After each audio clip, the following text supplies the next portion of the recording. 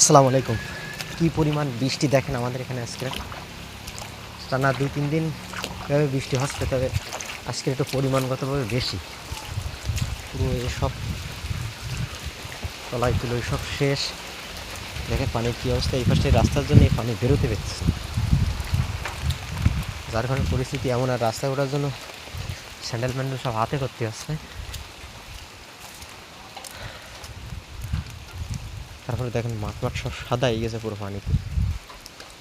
পানি কিন্তু বেরোয় যাচ্ছে অবশ্যই খাল দিয়ে, তো তারপরেও পানি আর টানি হইতেছে। কী পরিমাণ বৃষ্টি,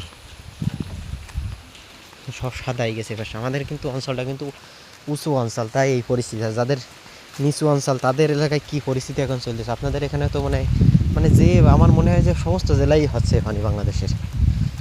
এখনও শুনতেছি নাকি অনেক দিন এভাবে থাকবে, এখন কতদিন কী তাতে আসলে বোঝার কোনো উপায়ই নেই।